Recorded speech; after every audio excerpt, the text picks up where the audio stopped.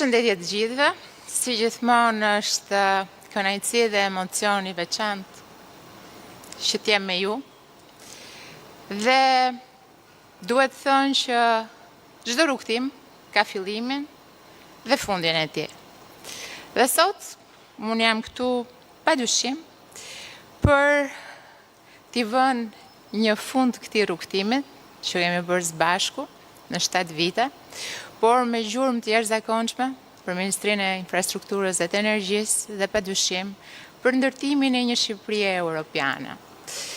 Dua të them se kam qenë me fat që këtë rrugtim e kam bërë me ju, me burra dhe gra të përkushtuar për të realizuar vizionin e një liderit madh siç është Edi Rama, për të realizuar çdo premtim të programit politik të Partisë Socialiste dhe të Qeverisë Shqiptare. Më vjen mirë që gjatë këtij rrugtimi jemi përballur me vështirësitë, cilat padyshim kanë qenë sfiduese, por na kanë bërë më të fortë, dhe çka është më e rëndësishmja, kanë ngritur ndër ju skuadrën më të mirë, më profesionale dhe skuadrën më frymëzuese të administratës shqiptare, dhe këtë e them me plot gojën pasi e thon kolegët e mi. Ministria e Infrastrukturës dhe Energjisë është një shembull për t'u marrë se si një skuadër e përkushtuar ja del që të çojë përpara punë, projekte, vepra të cilat mendoheshin të parealizueshme. Tani nuk më ndihmon fare për të thënë të drejtën t'ju shoh përballë me emocion, kështu që Lilika Enkeleda. Kjo skuadër ka një fat të madh sot, pasi në krahun tim është ulur një prej jush. Dhe do desha të thoja 2 fjalë për sa i përket ngritjes kapaciteteve njerëzore, për sa i përket kapitalit human, që për qeverinë shqiptare janë aseti më i rëndësishëm. Aseti më i rëndësishëm dhe më i pa zëvendësueshëm. Dhe në krahun tim, unë sot kam ministrin e ri, i cili sapo është betuar, sapo ka nisur një rrugtim shumë të rëndësishëm, por dua të them 2 fjalë për Enea, pasi kam dëgjuar 3-4 ditët e fundit, ashtu siç kam dëgjuar muajt e fundit, të pavërteta, gjysmë të vërteta, edhe gënjeshtra. Enea Karakaçin e kam njohur në këtë ministri, e kam gjetur këtu për të thënë drejtën, në dhjetor të vitit 2018, edhe pavarësisht se kishim punuar edhe më parë bashk, për shkak të detyrës time të mëparshme si drejtuese e navigimit ajror shqiptar. Enea është rritur në këtë ministri, ka kaluar nivele të ndryshme, duke u kthyer kështu në një provë të gjallë të zhvillimit të aseteve të administratës publike, dhe se si vizioni i Edi Ramës sot ka arritur pikërisht aty ku duhet të arrijë një administratë europiane për të nxjerrë drejtuesit politik, siç janë ministrat, nga vetë radhët e kësaj administrate. Enea nuk është as shoku im, as e kam sjellun, por e kam gjetur këtu, dhe unë them se Enea duhet jetë një frymëzim për secilin nga ju, pasi tek Enea çdo burrë dhe çdo grua i ulur në këto karrike duhet shikoj progresin e vetes së tij. Duhet shikoj se si mund të jepet mundësia për të pasuar atë që do të ngrej Enea në ditët në vazhdim. Megjithatë, para se të jap fjalën dhe para se të bëj një përmbledhje të punëve që kemi bërë së bashku, ashtu siç e do tradita gjatë prezantimit, do desha të thoja shkurt për herë të parë disa fjalë për atë çka ka ndodhur dhe atë çka është thënë në muajt e fundit. Kam marrë vendim personal me vullnet të lirë që të hesht për një çështje juridike, pasi unë besoj se çdo çështje juridike nuk zgjidhet as në mediat sociale, as në banaqet mediatike, por duhet ketë rrjedhën e saj, ashtu siç e parashikon kushtetuta, kodet apo ligjet në fuqi. Kam vendosur ndryshe nga shumë të tjerë të mos analizoj, të mos shaj anatemoj dhe të jem konsistente, në qëndrimin tim për sa i përket drejtësisë. Nëse do t'i ktheheni deklaratave të mia publike për drejtësinë, nuk do gjeni kurrë asnjë deklaratë që të kundërshtoj tjetrën. Unë besoj se drejtësia duhet të jetë e lirë dhe e pavarur.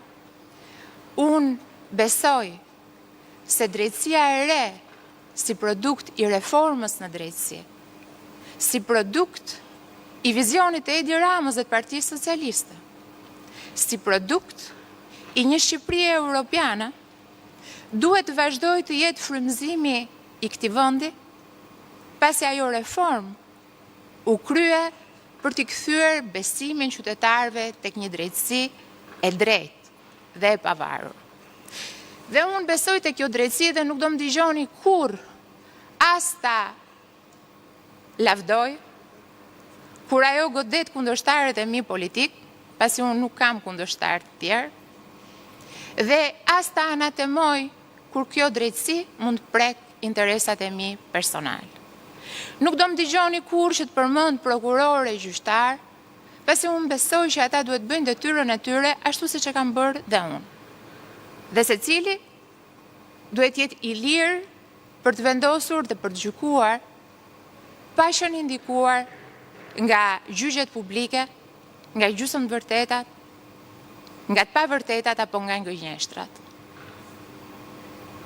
Unë nuk kam dhe s'kam pasur kur lidhje me korrupsionin dhe nxis që hetimi që ka nisur prej muajsh ndaj meje dhe që nuk e kam penguar kurrë, as në pozicionin tim si ministër apo si zëvendës kryeministër dhe as në pozicionin tim si qytetar i lirë i Republikës Shqipërisë, të vijoj për të nxjerrë të vërtetën sipërfaqe. Unë nuk kam as 300, as 30 dhe as 3 apartamente. Nuk kam as 1, as 2 jate. Nuk kam as limuzina, as helikopter dhe as avion.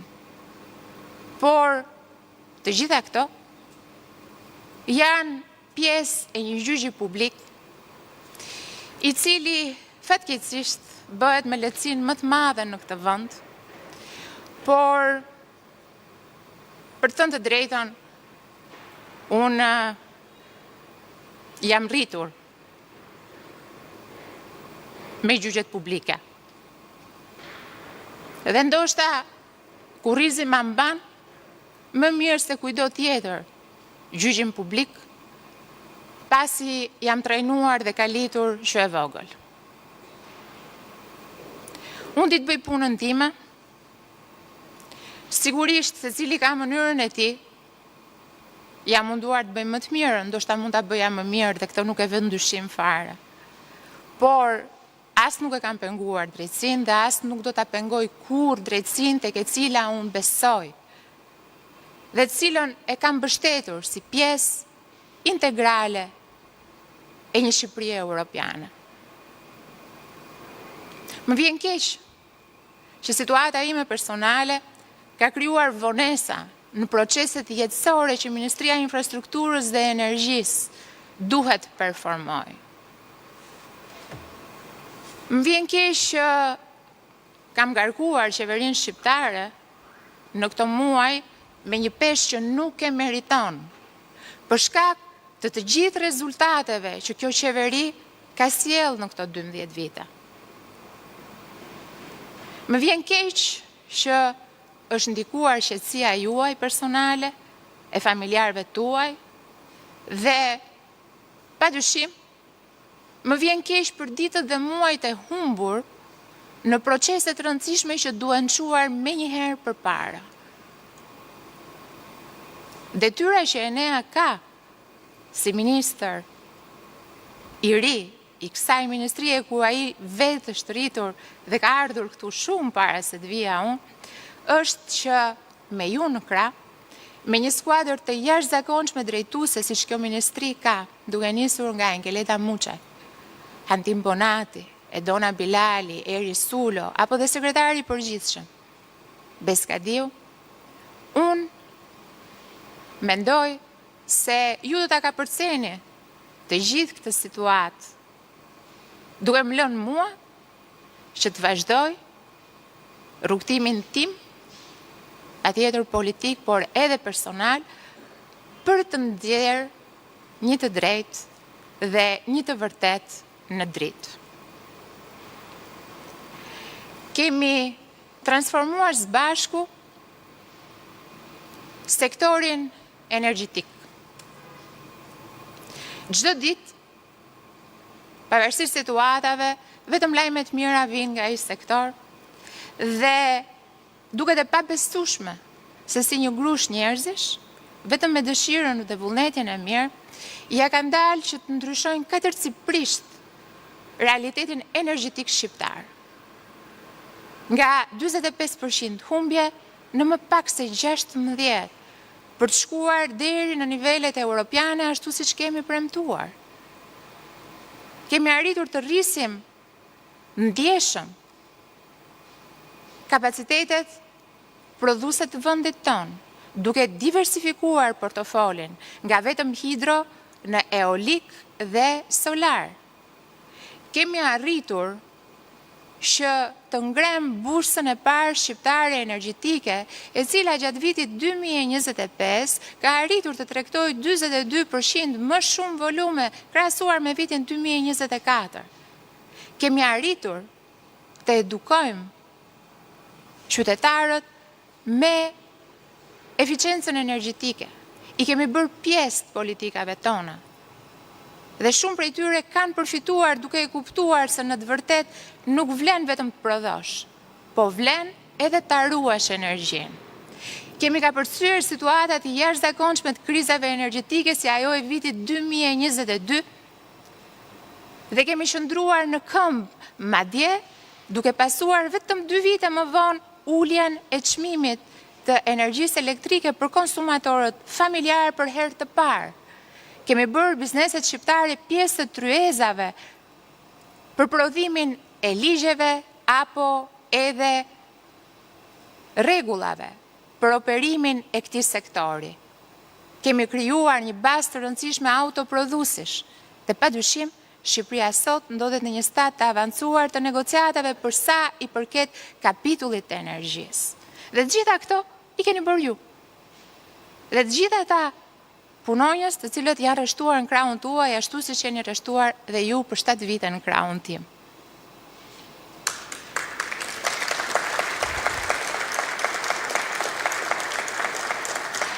Kemi ndërtuar vepra të jashtëzakonshme, të cilat do të qëndrojnë aty tek vitet do kalojnë dhe ju duhet ndjeni krenar për gjithçka kemi arritur. Për transformimin e aeroportit Tiranës dhe për ndërtimin e aeroportit të Vlorës, që me shumë kënaqësi dje parë se ishte hapur thirrja për punësimin e punonjësve të parë në atë aeroport. Kemi ndërtuar rrugë, autostrada moderne të njëjta kategorive dhe cilësive europiane. Kemi ndërtuar tunele të cilat nuk do t'i shkatroj as pika e ujit që tashmë zë vend në të gjitha portalet, kur shiu fillon të bjerë. Dhe asgjë nuk do të fshi punën tuaj dhe gjithçka ju keni bërë deri më sot. Unë duhet përfitoj nga rasti që të falenderoj kryeministrin Rama për gjithë besimin dhe mundësinë që më ka dhënë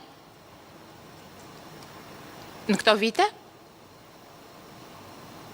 por mbi të gjitha për shembullin që ka krijuar me mënyrën e tij të leadershipit.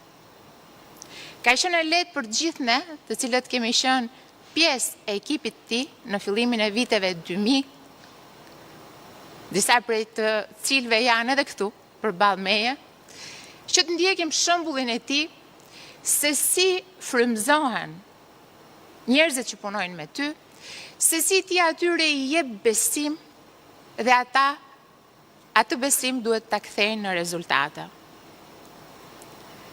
Jam munduar të ndjek shembullin e tij me ju dhe me gjithë ata që kanë punuar me mua në këto vite, dhe për të thënë të drejtën, është shkolla më e mirë, nga e cila kanë dalë drejtues të aftë, kanë dalë udhëheqës politik, frymëzues dhe padyshim njerëz të cilët e duan Shqipërinë dhe sakrifikojnë pa asnjë lloj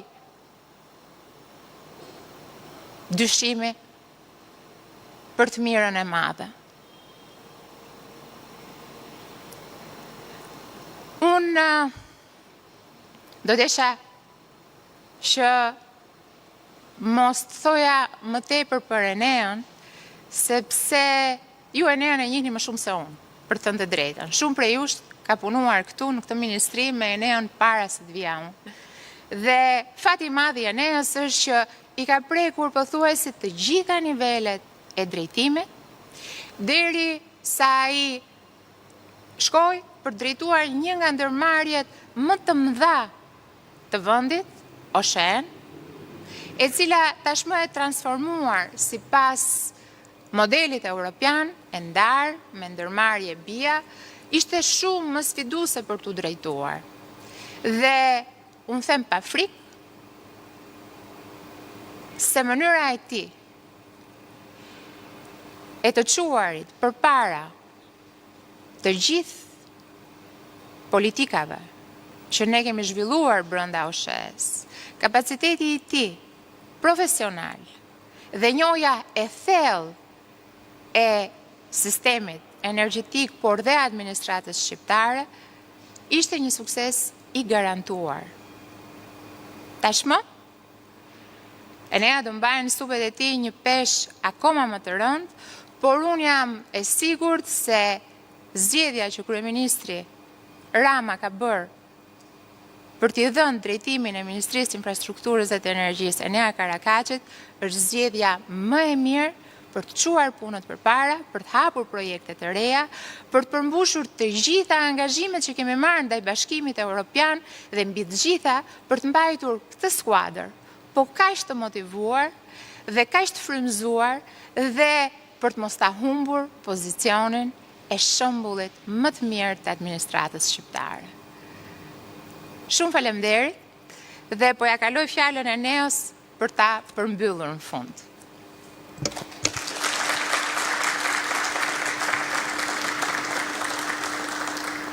Zëvendës Ministre, faleminderit. Është një nder dhe privilegj i veçantë, së pari që prezantohem nga ana juaj si Ministër i Infrastrukturës dhe Energjisë, por edhe së dyti që jam këtu përballë me një grup shumë të mirë njerëzish, të cilët kanë bashkëpunuar për shumë vitesh. Jam i emocionuar për faktin që tani në këtë moment më kujtohet fakti që unë në këtë ministri kam hyrë për herë të parë si specialist në vitin 2011. Kam bërë rrugtimin tim, siç edhe ju e thatë, nga specialist, shef sektori, drejtori i përgjithshëm dhe së fundmi edhe administratori i korporatës më të madhe energjetike të vendit. Patjetër, dhe pikërisht për shkak të këtij rrugtimi, unë jam shumë i qartë për sa i përket vizionit, çësjes, objektivave dhe çfarë kërkohet nga kryeministri, por dhe nga qytetarët për Ministrinë e Infrastrukturës dhe Energjisë. Jam i bindur që në bashkëpunimin tuaj, të gjithë stafit të Ministrisë së Infrastrukturës dhe Energjisë, institucioneve të varësisë së Ministrisë së Infrastrukturës dhe Energjisë, do ja dalim që të çojmë para sfidat, të arrijmë atë çfarë qytetarët kërkojmë nga ana juaj, por nga ana jonë, por dhe të bëjmë dhe të përmbushim detyrat në cilësinë e duhur. Unë nuk dua të zgjatem më tepër në këtë ditë. Patjetër dua ta përmbyll me një falënderim për kryeministrin e vendit, zotin Edi Rama, i cili më ka besuar në këtë detyrë, grupin e Partisë Socialiste, i cili po ashtu më ka votuar ditën e djeshme, dhe një falënderim i veçantë për ju, zonja zëvendës kryeministre, për gjithë rrugtimin që kemi bërë bashkë, për mbështetjen tuaj gjatë gjithë detyrave në karrierën time gjatë rrugtimit tonë, që siç edhe ju e thatë është nga viti 2019, dhe ka qenë një nder dhe privilegj i veçantë që unë të bashkëpunoj me ju. Faleminderit dhe sukses e gjithëve. Shumë faleminderit Enea. Ashtu siç u thash, rrugtimit tonë për bashkët këtu i vjen fundi, por jo vullnetit tonë për bashkët për të punuar për vendin në secilin pozicion që ndodheni, nga njerë edhe si qytetar, si deputet, si drejtues njësive të vogla apo të mëdha, secili nga ne ka kontributin e tij, dhe dua që të mbani mend diçka. Populli është padyshim më i mençuri nga të gjithë. Dhe populli thotë që gjua kocka nuk ka, po thyen kocka.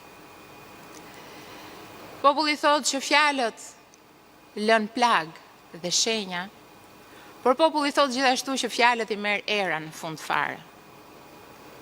Mos harroni asnjëherë që ato çka era nuk merr janë veprat, janë punët, janë ajo çka ju lini pas si një trashëgimi nga pozicioni që ju mbani. Fjalët do t'i marrë gjithmonë era, ndërkohë që veprat dhe punët do të ngelen gjithmonë aty. Shumë faleminderit, ju jam mirënjohëse për të gjithë të rrugtim që kemi bërë bashkë. Falenderoj.